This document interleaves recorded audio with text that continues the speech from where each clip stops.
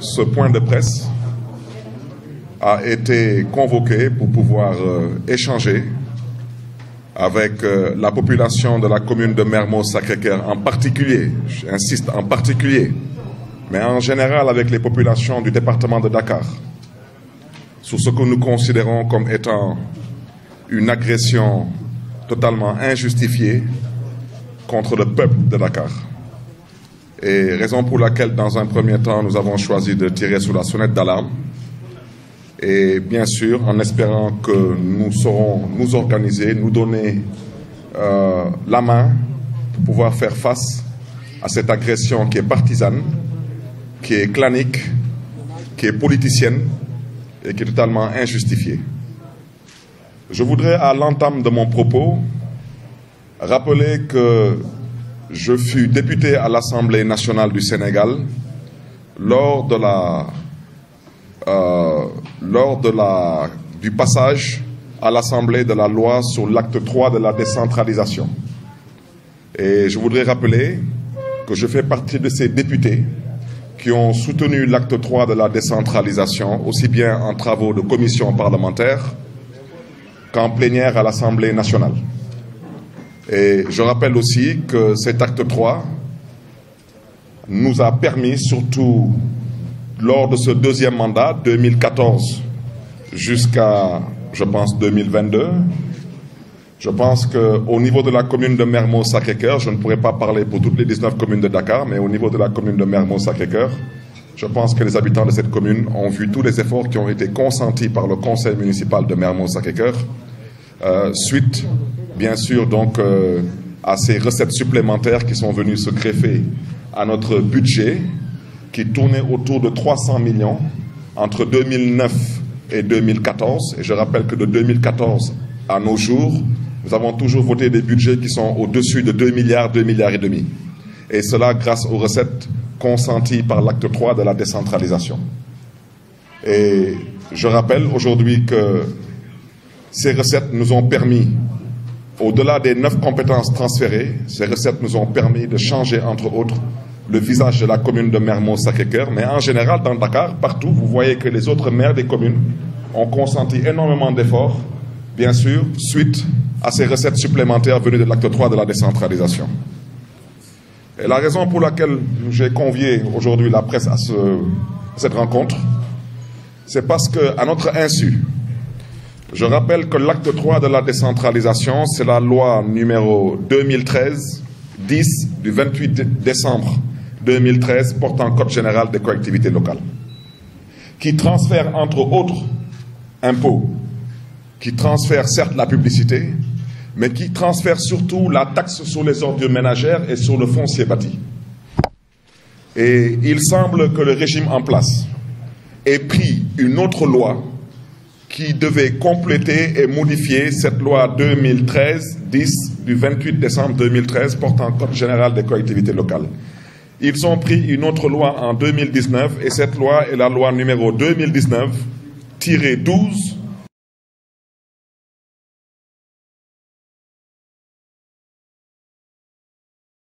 parce qu'on n'a jamais pensé qu'au Sénégal, on pouvait descendre aussi bas dans la bonne gouvernance et la gestion publique.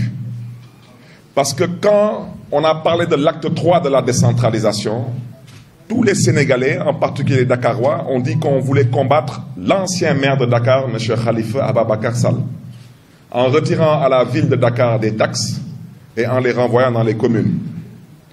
Je fais partie de ceux qui pensaient que les communes devaient aussi être dotées de moyens et que la ville aussi devait exister, parce que la ville a sa raison d'être. Et je parle souvent de certains programmes comme l'éclairage public, comme le pavage, comme le lait à l'école, comme des programmes de santé avec l'hôpital Abass Ndao. Je considère que la ville de Dakar a sa raison d'être, elle doit jouer pleinement son rôle. Mais quand aujourd'hui, on nous fait croire que la plupart de ces recettes qui avaient été retirées à la ville de Dakar et qui ont été transférées dans les communes et qui ont permis à certaines communes d'avoir des politiques sociales, des politiques environnementales, des politiques de développement durable, beaucoup plus inclusives, et qu'on se lève sans aucune concertation, sans aucune évaluation de l'acte 3 de la décentralisation, et qu'on décide que par une loi 2019-12 du 8 juillet 2019, que certaines recettes qui étaient attribuées aux communes retournent à la ville de Dakar, il y a sérieusement un problème. Il y a un problème et je souhaiterais dire aussi que ces taxes, je souhaiterais dire que l'article 1er de cette loi 2019-12 du 8 juillet 2019, elle attribue la recette à la fois aux communes et à la ville, ce qui rend une interprétation de ce texte par la Direction générale de la comptabilité publique et du Trésor comme étant une interprétation partisane et inadmissible. Je le répète, on ne peut pas comme ça subitement se lever et dire à la commune de Mermoz-Sacré-Cœur qu'elle ne disposera plus de sa taxe sur les ordures ménagères. Si la commune de Mermoz-Sacré-Cœur ne doit plus disposer de sa taxe sur les ordures ménagères, je rappelle au président de la République que ce n'est pas la mairie de Dakar qui nettoie la commune de Mermoz-Sacré-Cœur. Il faut qu'on se comprenne. Vous ne pouvez pas être le président de la République, vous retirez la taxe sur les ordures ménagères à Khalifa Ababacar Sall, vous créez l'UCG, et aujourd'hui vous décidez de reprendre la taxe sur les ordures ménagères et la retourner à la ville de Dakar. Je rappelle que cette taxe sur les ordures ménagères pour la commune de Mermoz-Sacré-Cœur est chiffrée à plus de 200 millions de francs CFA. Je rappelle que la taxe sur le foncier bâti a été retirée à la commune de Mermoz-Sacré-Cœur, parce que pour l'instant, je ne peux parler que de la commune de Mermoz-Sacré-Cœur, et je m'expliquerai un peu plus tard pourquoi j'insiste sur la commune de Mermoz-Sacré-Cœur, parce que malheureusement, il semble qu'on soit dans une dynamique de vouloir combattre des hommes. Ça ne sert absolument à rien du tout, parce qu'on combat des hommes quand on a les capacités intellectuelles et le courage politique de le faire. Quand on est incapable d'avoir les capacités intellectuelles ni le courage physique et politique d'affronter certains hommes politiques, c'est peine perdue. J'ai souhaité élever la voix parce que ce tort ne sera pas commis à l'endroit du maire que je suis. Ce tort sera commis, malheureusement, à l'endroit des populations. Et à ce titre, je voudrais surtout dire à l'endroit du pouvoir en place, et vous me permettrez d'interpeller directement M. Macky Sall, parce que tout cela fait partie de ces calculs politiciens. Il semble qu'on ait voulu faire disparaître la ville de Dakar. Mais il semble que malheureusement, on avait oublié que même si elle disparaissait, les 19 communes restaient. Et on s'est dit que même si les 19 communes restaient, l'objectif qu'on recherche, c'est qu'on n'envoie pas ou on ne renvoie pas le message qui consiste à dire que qui gagne Dakar, gagne la présidentielle. Et qui perd Dakar, perd la présidentielle. Alors, on a dit que même si on faisait disparaître la ville et que les communes restaient, ce ne serait pas intelligent parce qu'en 2014, il semble qu'ils aient eu à gagner 16 communes sur les 19. Donc, même si on fait disparaître la ville, ben, ils vont réitérer le même coup. Puis, ils se sont dit, non, on va peut-être le faire autrement. On va nommer le maire de Dakar par décret présidentiel. Et il semble qu'ils soient malheureusement arrivés à la conclusion que le faire aussi, les 19 communes de Dakar resteraient en l'état. Et que le même signal serait renvoyé à l'opinion. Qui gagne Dakar, gagne la présidentielle. Qui perd Dakar, perd la présidentielle. Alors, il semble maintenant qu'ils aient trouvé une autre astuce. C'est de faire disparaître Dakar au profit de 2 ou de 3 grandes communes. Je préfère ne pas polémiquer longtemps là-dessus. Je le dis ici avec force. Dakar ne disparaîtra pas. Et je lance un appel et un message, surtout à l'endroit de l'opposition. Cette opposition ne peut pas être totalement muette quand on parle du pétrole. Elle est muette quand on parle du gaz. Elle est muette quand on parle du zircon. Elle est muette même quand on parle même du non-respect du calendrier républicain. Je souhaiterais interpeller cette opposition.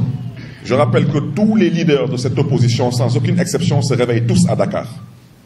Et le chef de l'État se réveille à Dakar. Dakar ne peut disparaître qu'avec la complicité de cette opposition. Je vais être très ferme là-dessus. Parce qu'il n'est pas question de laisser certaines personnes s'emmurer dans un silence et de laisser le président Macky Sall continuer à dérouler. Il n'en est pas question. Les choses seront mises à l'endroit et les points seront mis sur les i. Dakar ne disparaîtra pas. Ce n'est pas parce qu'on est incapable d'être capable de gagner Dakar qu'on considère qu'on doit faire disparaître Dakar. Dakar ne disparaîtra pas. Ils n'ont qu'à faire pour l'instant ce qu'ils sont en train de faire à Bambilor, ce qu'ils sont en train de faire dans d'autres départements du Sénégal, mais Dakar ne disparaîtra pas. Je rappelle que Dakar est plus ancien que la République du Sénégal.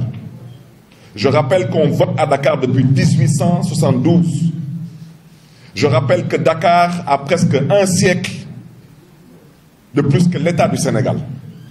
Macky Sall et son régime sont trop petits, pour ne pas dire trop insignifiants, pour faire disparaître la ville de Dakar. Elle ne disparaîtra pas. La communauté lébou est interpellée. Je le dis, je le répète, je persiste et je signe. Le silence de certaines autorités dans ce pays-là, ce silence-là, il va arrêter. Parce que qui ne dit rien consent, et qui consent est complice. Aujourd'hui, je voudrais dire qu'on est en train de vouloir asphyxier la plupart des communes de Dakar. Et je vais m'expliquer.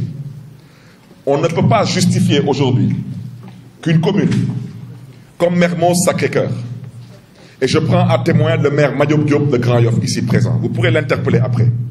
Je prends à témoin le maire Parle Samb ici présent, vous pourrez l'interpeller après. Demandez-leur s'ils ont perçu leur foncier bâti pour 2020, oui ou non.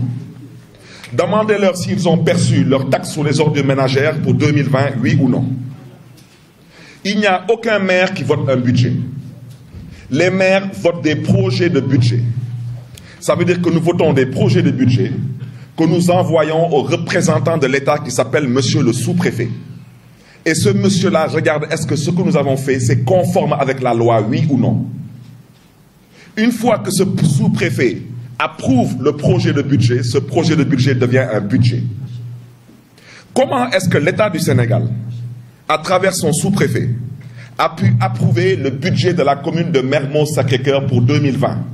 C'est quoi un budget? Un budget, ce n'est rien d'autre que des recettes et des dépenses. Nous avons indiqué à l'État du Sénégal que voici où nous comptons prendre nos recettes.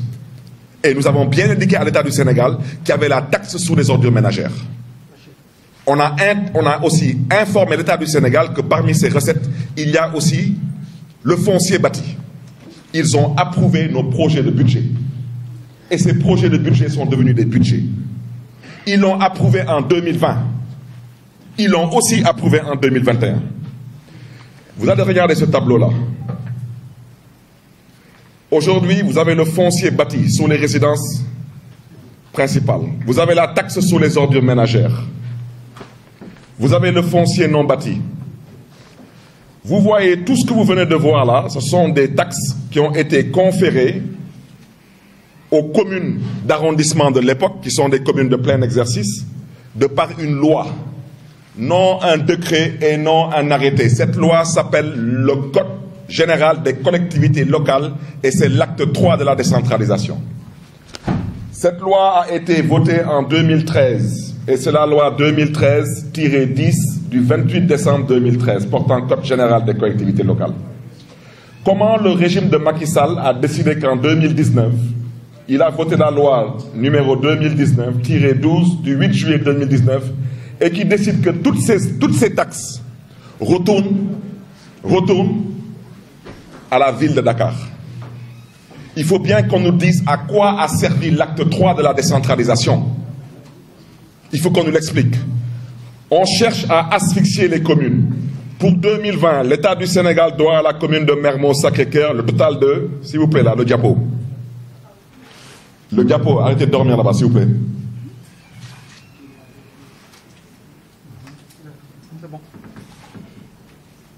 Non, retournez à la première page.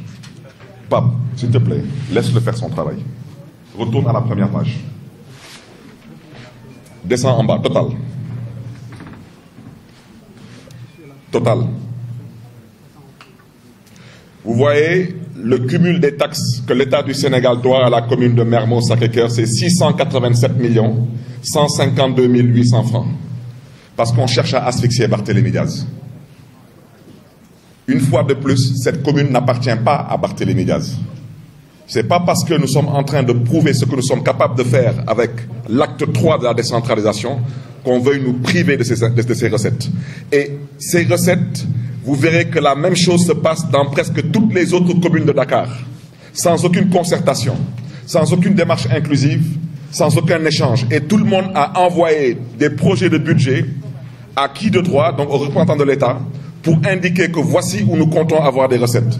Je vous invite à partir sur le deuxième tableau, s'il vous plaît.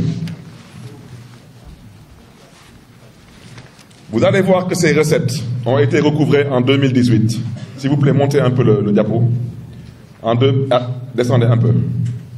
Voilà, juste là, ouais, c'est bon, c'est bon. En 2018, la commune de Mermoz-Sacré-Cœur, ce que vous voyez carrément à l'extrême droite, ce sont les comptes. Les comptes 70-20, le compte 724, le compte 725, etc. En 2018, vous voyez ce que la commune a eu. Par exemple, on prend la taxe sur les ordures ménagères. Vous voyez qu'en 2018, on était à 57 millions. En 2019, on passe presque au tiers, à 12 millions. Et en 2020, on est à moins de 2 millions. Je rappelle que ces taxes ne sont pas recouvrées par les agents de la commune de Mermoz-Sacré-Cœur. Ces taxes sont recouvrées par l'État central et qui est supposé les mettre à disposition de la commune à travers le centre fiscal qui est rattaché à cette commune. C'est pour dire aujourd'hui qu'il y a une volonté manifeste de vouloir asphyxier des mairies et cela est à dénoncer. Mais ce qui est plus grave, c'est que quand on prend aujourd'hui même des sites qui doivent payer le foncier bâti et qui sont dans la commune de Mermoz-Sacré-Cœur et qu'on les envoie dans une autre commune, ça c'est vraiment le summum. C'est que vraiment on cherche vraiment à asphyxier le maire que je suis et à priver à la commune de Mermoz-Sacré-Cœur de taxes de façon totalement irréfléchie. Alors là, c'est une déclaration de taxes sur le foncier bâti et les ordures ménagères. Alors la raison pour laquelle je me suis permis de prendre cette déclaration de taxes, parce que tout le monde dans cette salle connaît cette maison. Tout le monde. Vous allez agrandir un peu. Alors là, vous allez me permettre tout de même de présenter mes excuses à mon ami Parle Samb, parce que je pense que comme lui, il est plus proche de moi, alors c'est lui qu'on met dans la danse, quoi. La dernière fois, je le taquinais. Je lui disais maintenant, la commune de Mermoz-Sacré-Cœur et la commune de Fann Point sont partagées par un poteau de courant et il rigolait. Je lui dis, mais quel que soit Alpha, c'est de bonne guerre. Mais je salue sa présence. Et ce que je veux dire là, c'est pour vous démontrer à quel point on veut combattre un homme qui vous a rien fait. Ça, c'est la déclaration de M. Khalifa Ababacar Sall, ancien maire de Dakar, propriétaire d'une maison à Sacré-Cœur 2, qui est le siège de Taxawu Sénégal, et que tout le monde connaît.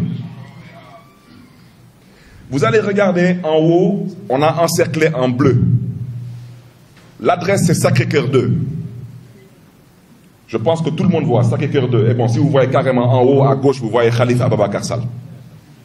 Au passage, je lui présente mes excuses, mais c'est un homme public, il n'a rien à cacher. Je rappelle que c'est l'une des rares autorités, pour ne pas dire la seule autorité, qui a accepté de faire une déclaration de patrimoine sans qu'on lui demande de le faire. Donc je pense qu'il n'a rien à cacher. En bleu, vous voyez que l'adresse c'est Sacré-Cœur 2. En bas à gauche, en jaune, vous voyez que c'est le foncier bâti. En vert, vous voyez que c'est la taxe sur les ordures ménagères. Mais juste en bas du bleu, ben, vous allez voir, ils l'ont mis dans la commune de Fann.e. Mais j'aime bien Parle, mais je laisserai à Parle prendre cette recette. Mais je voudrais seulement dire que le maire Parle Samb n'a rien à voir avec ça, parce que c'est pas lui qui recouvre les recettes. Ça veut dire qu'il faut que l'État du Sénégal, tout de même, arrête de verser dans cette méchanceté idiote. Parce que c'est de ça qu'il s'agit. Sacré-Cœur 2 n'est pas dans la commune de Fann.e. Et même le maire de Fann.e assis ici, c'est en âme et conscience que Sacré-Cœur 2 n'est pas dans la commune de Fann.e. Alors, ce que le maire de Fann.e lui-même ne recherche pas, je ne comprends pas pourquoi des fonctionnaires qui n'ont rien à voir avec la politique cherchent à priver la commune de Mermoz-Sacré-Cœur de recettes. Il n'a absolument aucun sens. Et ça, je tenais à donner cet exemple parce que tout le monde connaît cette maison, connaît ce siège et sait que ce siège ne peut pas payer son foncier bâti et ça tombe au point E. Parce qu'elle n'est pas au point E. Et je voudrais dénoncer ça parce que malheureusement, ce qui est en train de se passer, c'est que nous sommes obligés aujourd'hui de revoir certaines préoccupation du conseil municipal de Mermoz-Sacré-Cœur. Nous sommes aujourd'hui obligés, je rappelle que la commune de Mermoz-Sacré-Cœur a commencé à payer des bourses avec l'acte 3 de la décentralisation.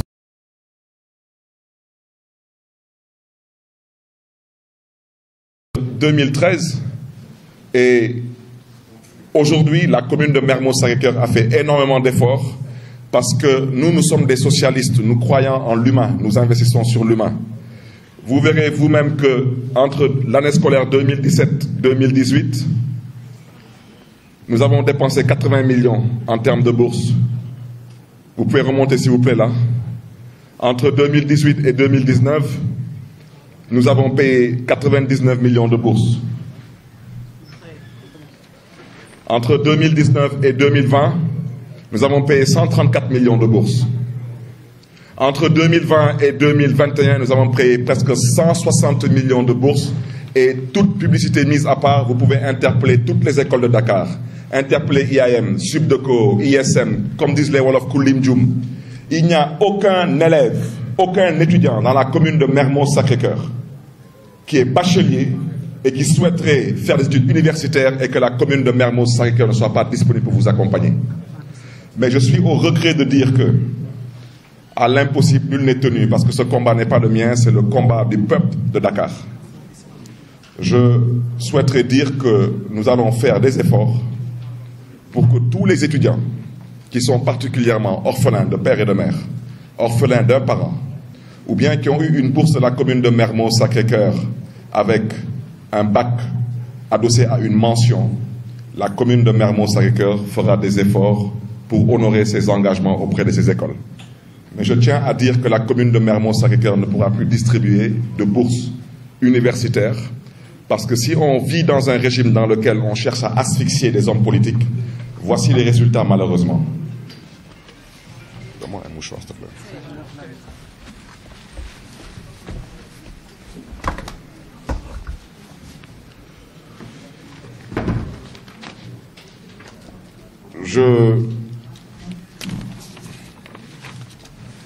Je tenais aussi à dire que toujours, parce qu'il faut qu'on se comprenne, nous avons perdu presque 700 millions en 2020 et en 2021, les pertes sont estimées à un peu moins de 900 millions.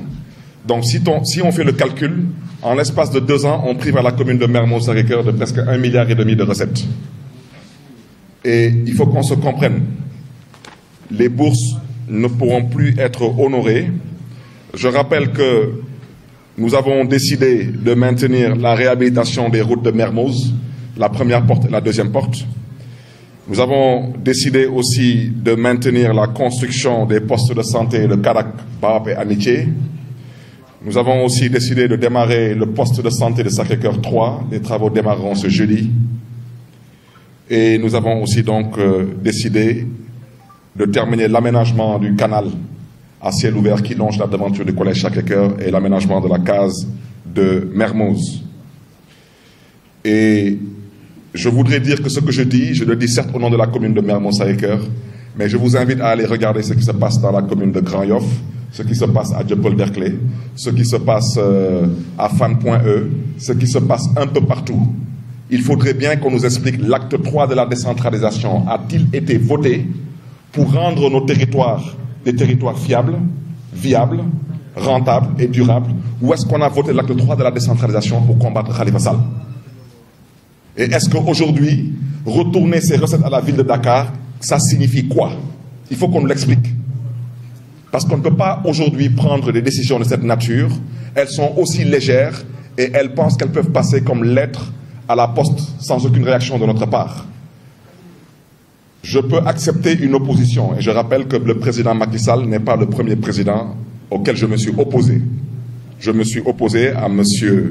Abdoulaye Wade, ancien président du Sénégal, et je n'ai jamais imaginé dans ma vie qu'un chef d'État pouvait tomber aussi bas et descendre aussi bas dans les caniveaux pour combattre des hommes.